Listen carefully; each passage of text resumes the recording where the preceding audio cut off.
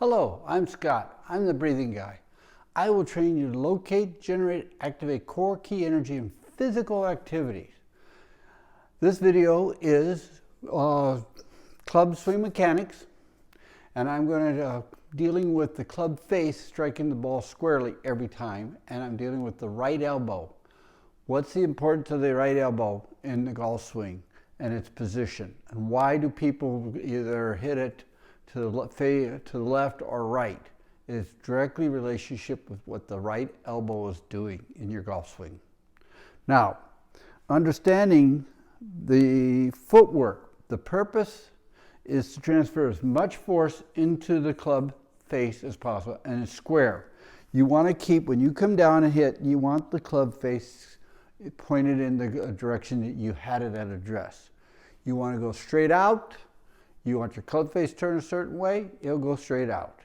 It's when you bring it down and the club face turns in or out or up, you either top it, go right or left. And most of the time, the reason people do that is because of the right elbow position.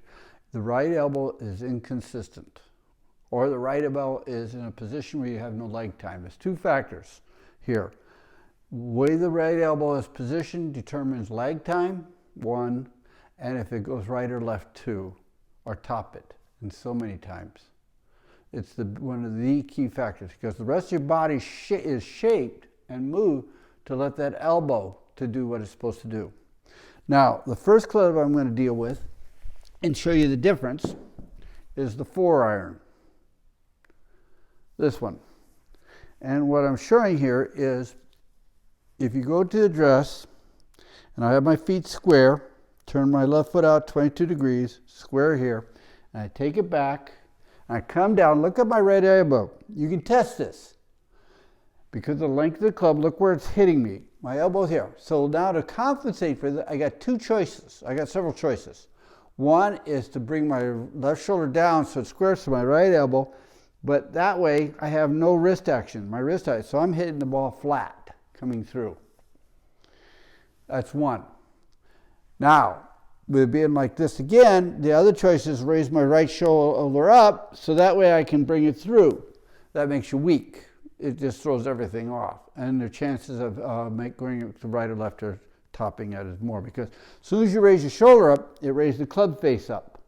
So you're going to top it. It's not going to go hit the ground right.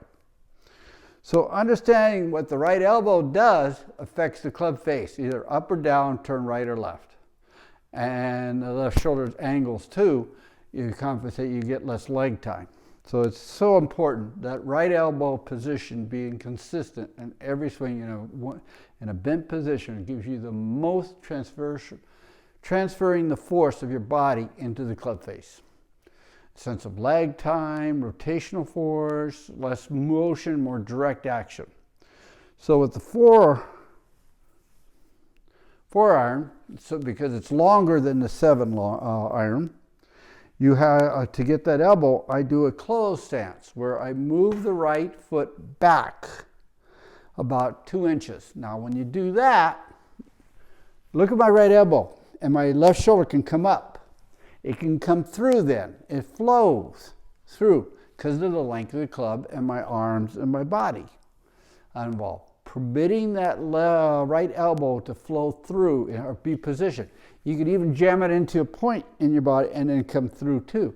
But it's consistent.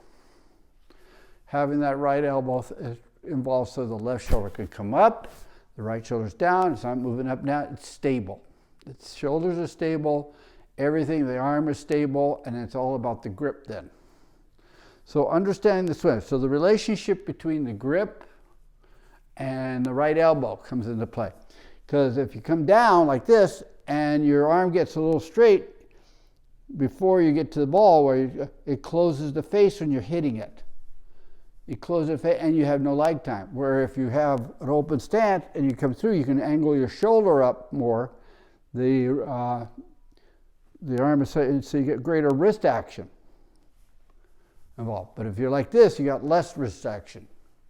Understanding the position of the right elbow. Just look at Ben Hogan's YouTube videos. Watch his right elbow. Watch his footwork so his right elbow is always in the same position. approximately somewhere or another, but it's not jamming up against your side. Now, that one, because of the length, I did a closed stance. The ball has moved forward because of the length, is I wanted to shift. With a 4-iron, I want to shift. A driver, I want to shift.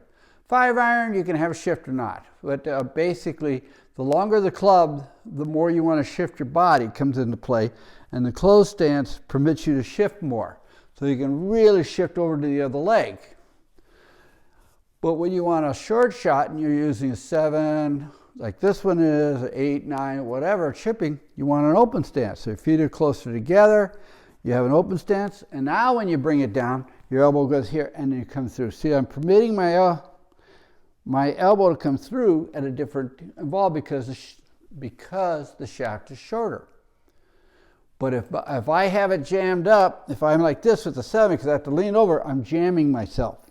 It's hitting my side different. So that's throwing my whole, unless I go way out here. If I go farther out, my arm is straighter. I don't want my arm straight that soon.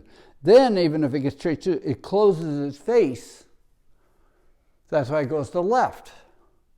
It's very precise. The right elbow is the position determines if the cuff lace is coming in square, if it moves out, moves up, or anything. If it deviates from the original adjust setup, you have no lag time. It closes the face.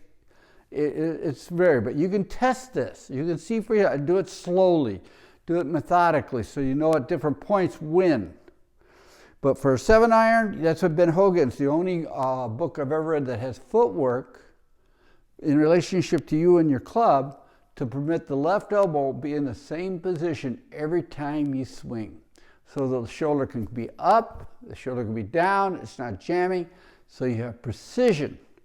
And it's all based on footwork in relationship to combination distance, shift, how much shift you need, and lag time. That is swing mechanics, basically, and you can see my grip. What I did is I just turned a regular grip upside down and made it like a baseball grip. This is the best grip, especially for females. This is the best grip. Start with a large, and you can go up or down depending on your hands, but that way you can wrap the little finger around. That's all you need for the left hand, and you got some beef instead of building up the grip when it's the other way for that area, because the right hand needs some beef like a baseball bat. So this is the suggestion on that one. You can test it on a couple clubs. I recommend it on a driver particularly, and a sandwich. Anytime you have to go through a lot of dirt or a lot of force, you need hand action. This type of grip really works through sand or anything tough, chipping through rough. Just a suggestion on that one, especially when it doesn't matter, people wouldn't even know what that means. But anyway, like I said, you're leaning over, you're out, you can come through, you get that shot. But when you want to shift, you have a closed stance and involve it, because at this angle, my arm's too straight. See how it's my elbow's straight when coming through? And that closes the face when I hit it.